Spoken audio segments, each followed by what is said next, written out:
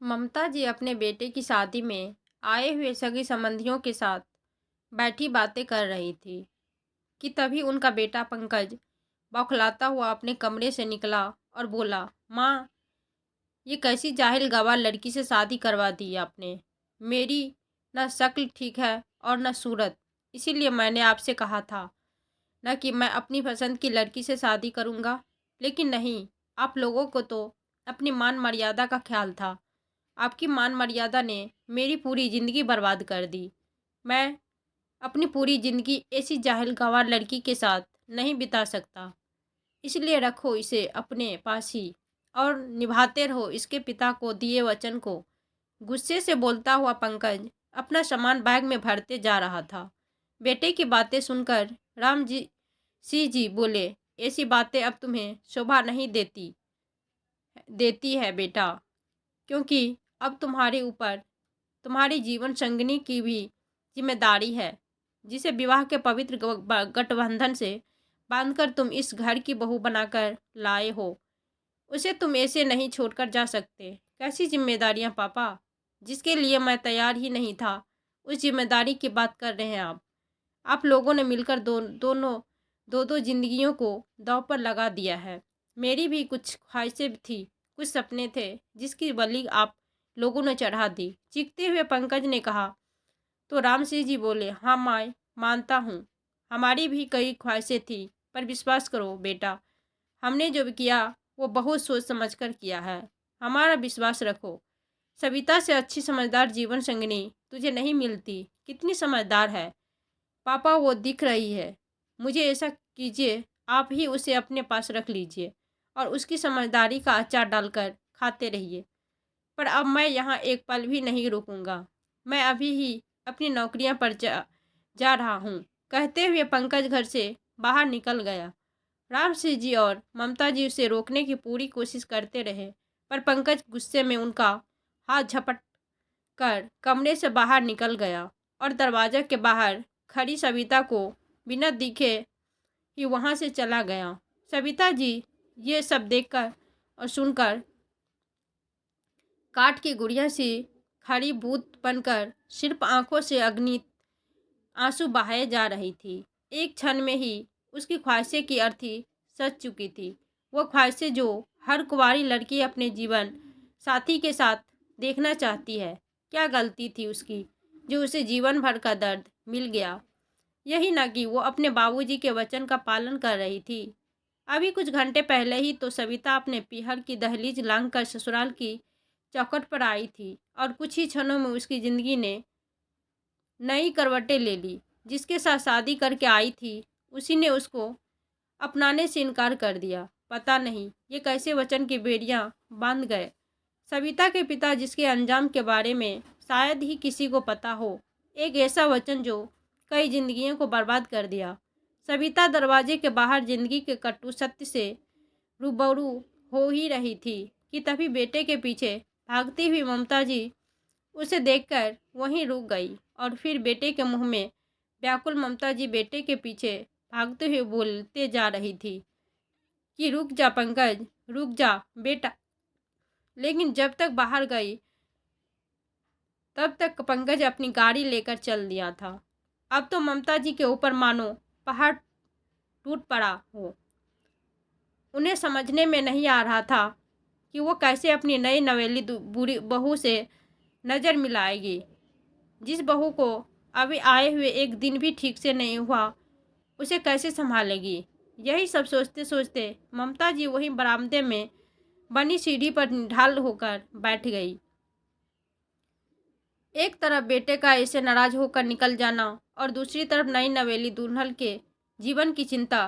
पता नहीं ये कैसी परीक्षा की घड़ी थी जो उन्हें दो राहों पर लाकर खड़ा कर दिया था। दिमाग में दुविधा चल रही थी कि तभी हाथ में पानी का गिलास ले सविता ममता जी के पास आकर बैठ गई और बोली, माँ लीजिए, पानी पी लीजिए और चिंता मत कीजिए, समय के साथ सब ठीक हो जाएगा। वक्त दर्द देता है तो मरहम भी वही लगाता है। मैं जानती हूँ इन सब की जिम्मेदारी मैं ही हूँ। आज मुझसे यूं ही शादी नहीं होती तो आप लोगों का घर छोड़कर ये ऐसे नहीं जाते। मैं ही बदकिस्मत हूँ जो बचपन में मेरे जन्म होते ही मेरी माँ छोड़कर चली गई, जवानी की दहलीज पर आई तो पिताजी छोड़कर चले गए, और अब शादी हुई तो पति मुंह मोड़कर चले गए। कहते कहते सविता भावुक हो गई। ना बेटा, ना, इसमें तुम्हारी कोई गलती नहीं है। ये तो ऊपर वाले का खेल है, और हमने तुम्हें इस घर की बहू मानकर कोई गलती नहीं की। ममता जी बोल ही रही थी कि तभी राम सिंह जी वहां आ गए और सविता के सिर पर हाथ रखकर बोले, सविता बेटा, अपना दिल छोटा मत करो। जो हुआ उससे उसमें तुम्हारी कोई गलती नहीं है। तुमने तो वही किया जो एक बेटी को करना चाहिए, और वचन से तुम ही नहीं बंधी थी बल्कि हम भी बंधे थे। बेटा, मैंने ही तो तुम्हारे पिता के अंतिम घड़ी में वचन दिया था कि मैं तुम्हारे ख्याल अपने अंतिम सांस तक निभाऊंगा, तुम्हें अपने घर की बहू बनाऊंगा। इन सब में ना तुम्हारी गलती है और ना ही पंकज की। ये सब हमारी गलती है।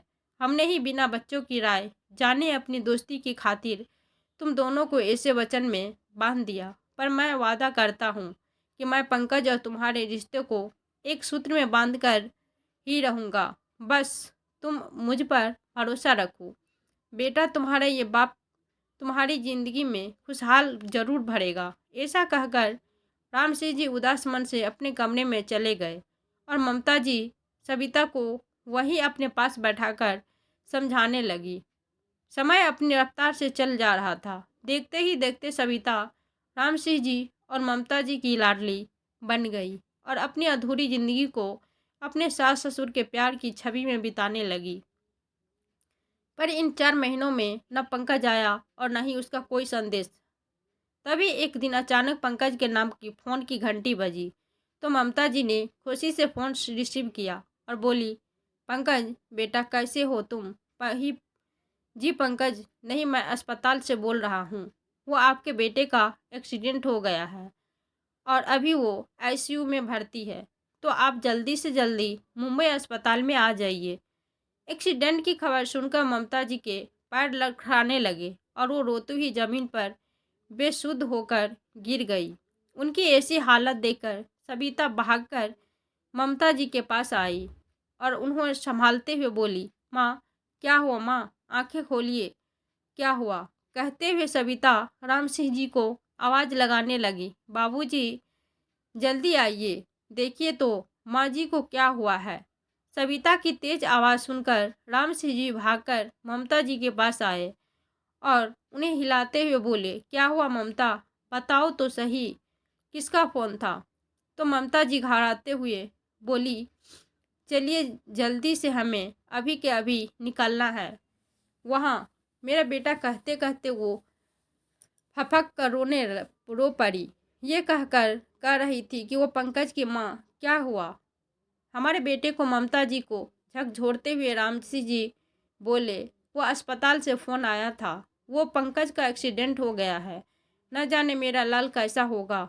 बेतहाशा ममता जी रोते जा रही थी। कुछ नहीं होगा हमारे बेटे को, तुम भरोसा रखो भगवान पर और जल्दी से कुछ कपड़े और पैसे बांध दो, तब तक मैं गाड़ी का इंतजाम करके आता हूँ। कहते हुए राम सिंह जी गाड़ी की व्यवस्था करने चले गए और इधर सविता पैसे लाकर ममता जी को दे दिए।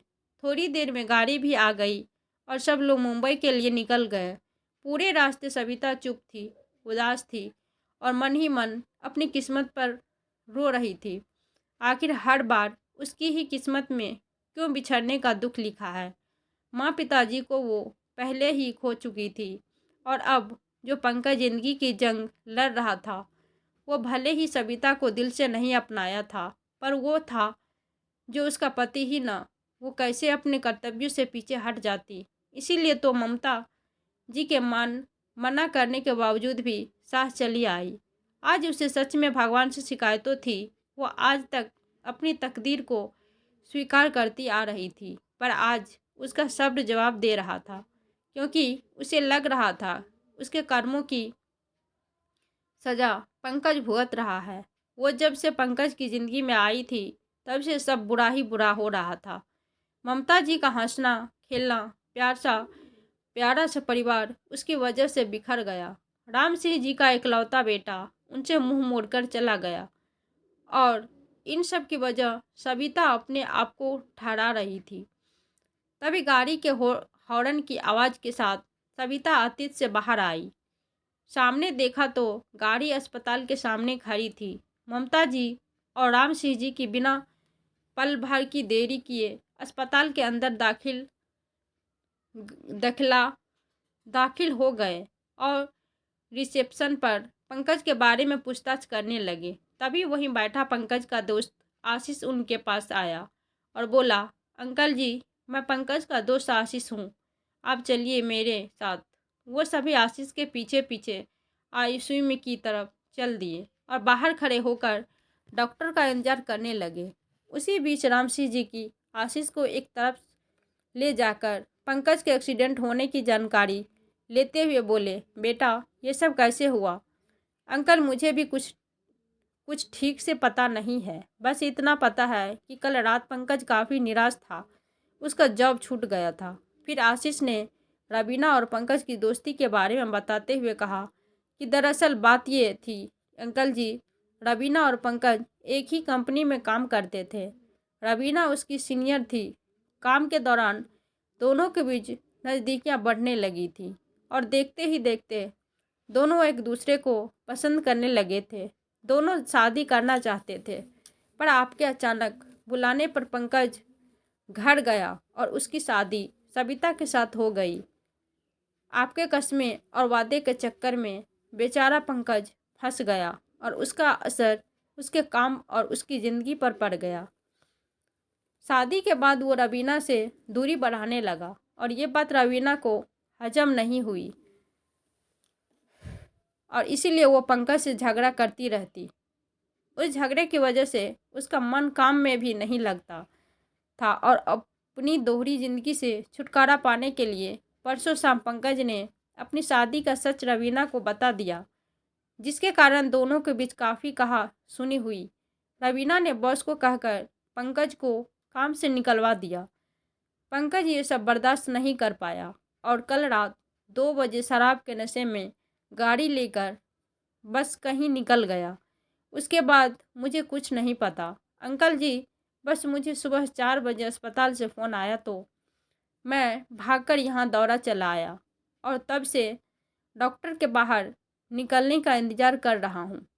वो नर्स बोल रही थी कि काफ़ी गंभीर चोट आई है, इसलिए पिछले 2-3 घंटे में से उसका इलाज चल रहा है। आशीष के मुंह से सच जानकर राम सिंह ही अपना सिर पकड़कर वहीं बैठ गए। ये क्या कर दिया मैंने? इतना बड़ा अपराध मुझसे कैसे हो गया? हे भगवान, मैंने 3 दिन जिंदगियों को दांव पर लगा दिया।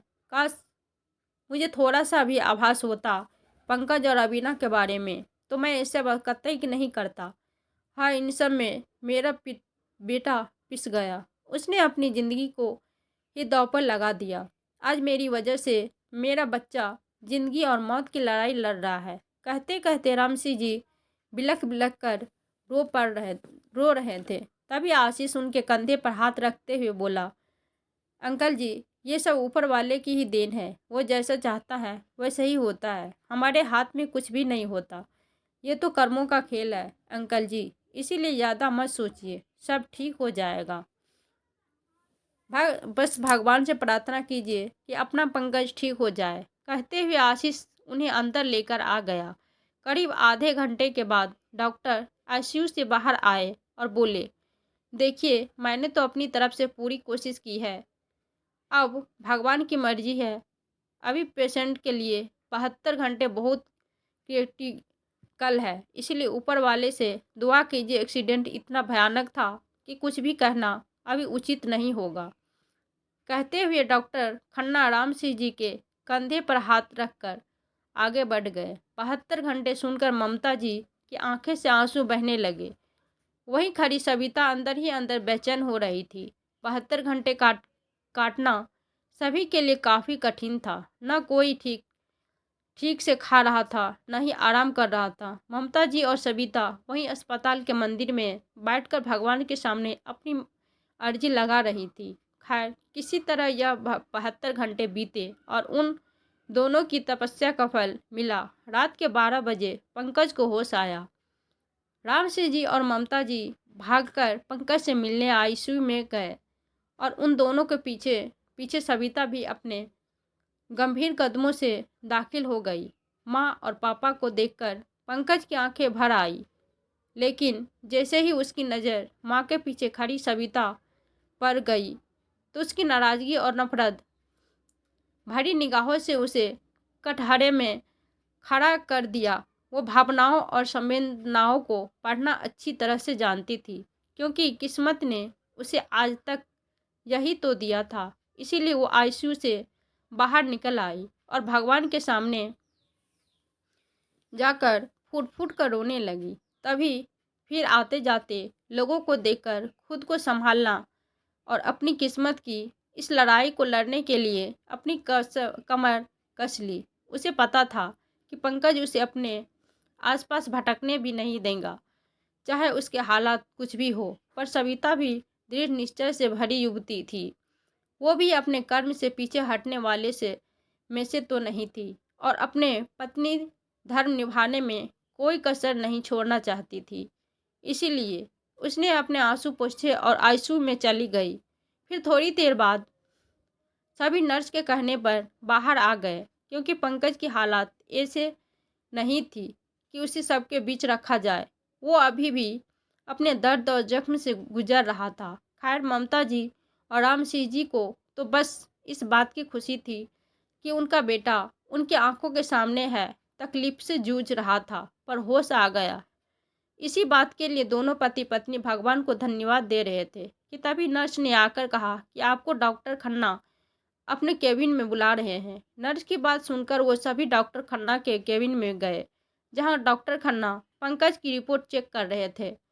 जी देखिए, मैं आप लोगों को कोई भ्रम में नहीं रखना चाहता, इसीलिए यहाँ बुलाया है। आपके बेटे का एक्सीडेंट इतना भयानक था कि सिर में काफ़ी चोट आई है, पर अभी खतरे से बाहर है।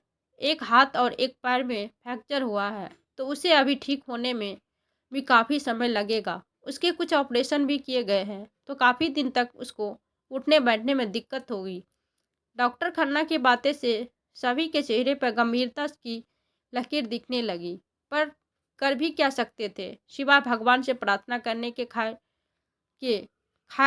1 महीना अस्पताल में रहने के बाद डॉक्टर खन्ना ने उसे घर ले जाने की इजाज़त दे दी। पंकज घर तो आ गया था, लेकिन अभी तक वो पूरी तरह से ठीक नहीं हुआ था। इसीलिए 24 घंटे किसी न किसी को उसके पास रखना था।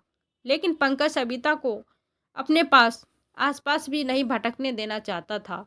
इसीलिए पंकज की जिद और वर्तमान स्थिति देखते हुए ममता जी दिल पर पत्थर रखकर अपने बेटे की बात मान ली और सविता को समझाते हुए उससे दूर रहने के लिए बोल दिया और खुद ही अपने बेटे का ध्यान रखने लगी। पर एक रात अचानक राम सिंह जी की तबीयत खराब हो गई। उनका बीपी और शुगर काफ़ी हो गया। शायद पंकज की हालत को देखकर वे चिंतित रहने लगे और इसी वजह से अचानक उनकी तबीयत खराब हो गई। एक तरफ पति और दूसरी तरफ बेटे की हालत देखकर ममता जी काफ़ी परेशान हो गई। इसीलिए उन्होंने सविता से कहा, सविता बेटी, मैं जानती हूँ अब तक तुम्हारे ऊपर क्या कुछ नहीं गुजरा। मैं चाहकर भी तुम्हारे जीवन में खुशियाँ के रंग नहीं भर पा रही हूँ। मुझे माफ़ कर दे बेटा, पर अब जो तुम्हारे साथ होने वाला है वो शायद और भी बुरा हो, क्योंकि अब से तुम्हें पंकज ही देखभाल करनी है। उस दौरान तुम्हें बहुत कुछ सुनना और सहना भी पड़ेगा। पंकज तुम्हें अपने पास देखेगा तो तुम्हें भला बुरा कहेगा ही, पर बेटा सह लेना। इस पवित्र रिश्ते की खातिर देखना, एक दिन पंकज का दिल भी पिघलेगा और वो तुम्हें अपना ही लेगा। कहते कहते ममता जी की आंखें भर आई। प्लीज माँ, ऐसा मत बोलिए। आपने तो पूरी कोशिश की हमारे रिश्ते को ठीक करने की, पर शायद मेरी ही किस्मत में इस रिश्ते का सुख नहीं लिखा हो, तभी वो मुझसे इतनी नफरत करते हैं कि मुझे अपने आसपास देखने भी पसंद नहीं करते हैं। कहते कहते सविता की आंखों में आंसू तैरने लगे। न मेरी बच्ची, ऐसा नहीं कहते। भगवान के घर देर है अंधेर नहीं। भरोसा रख ऊपर वाले पर, सब ठीक होगा। बेटा फिर मन में एक आशा की उम्मीद लिए ममता जी सविता से बोली कि आज से तू ही पंकज के कमरे में सोएगी, क्योंकि मुझे तेरे पापा जी को भी देखना है। पर माँ, ये तो मुझे तू चिंता मत कर बेटी, मैं पंकज को समझा दूंगी। अच्छा, ये ले पानी और पंकज को दवा दे दे। उसके दवा खाने का समय हो रहा है और रात को सोने से पहले थोड़ी एक्सरसाइज करवा देना। हाथों का जैसे अस्पताल में नर्सों ने बताया था।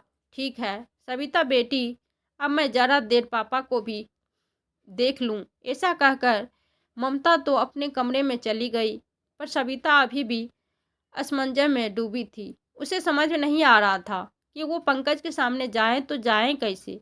वो तो नफरत करता है उससे, तो वो एक पल भी उसे अपने आसपास नहीं भटकने देगा, पर मजबूरी थी।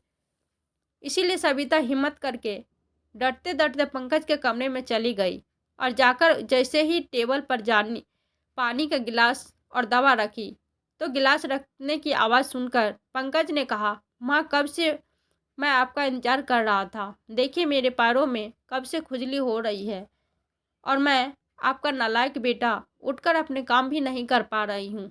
माँ, सच में मैं आप लोगों पर बोझ बन गया हूँ। काश मैं उस एक्सीडेंट में मर गया होता। कहते कहते पंकज की आंखें भर आई। इधर सविता भी पंकज के दर्द को महसूस करके भावुक हो गई, पर उसकी इतनी हिम्मत नहीं थी कि वो जाकर पंकज की आंखों से छलकते हुए आंसुओं को पोंछ सके और उसके दर्द की हमसफर बन सके। खैर, ये तो उसके लिए एक सपना ही था। इसलिए बिना कुछ बोले पंकज के पैरों को धीरे धीरे खुजलाने लगी। लेकिन जैसे ही सविता का हाथ पंकज के पैरों पर लगा, वैसे ही उसे अजनबी असहाय समझ आ गया और वो चीखते हुए बोला, दूर रहो जाओ मेरी नज़रों से। मैं मर जाना पसंद करूँगा, पर तुम्हें अपनी नज़रों के सामने देखना कतई पसंद नहीं करूँगा। निकल जाओ अभी इसी वक्त।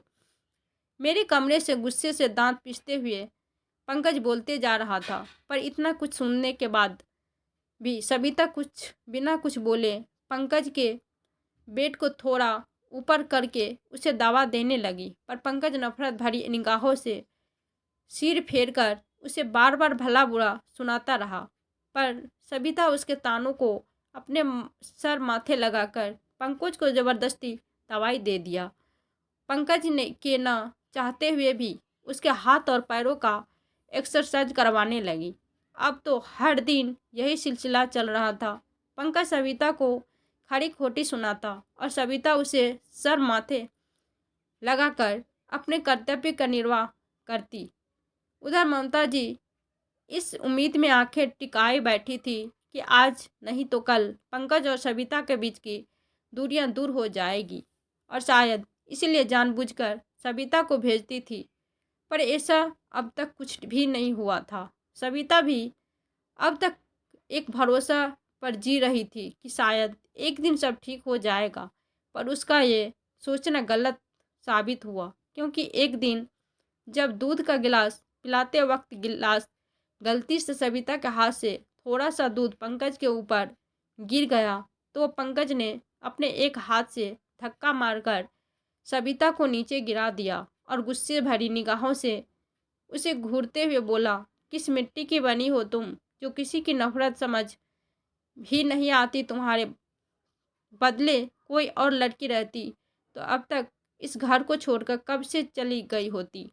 पर तुम्हारे जैसे बेशर्म लड़की मैंने आज तक नहीं देखी, जिसे अपना अपमानित होने में मज़ा आता है।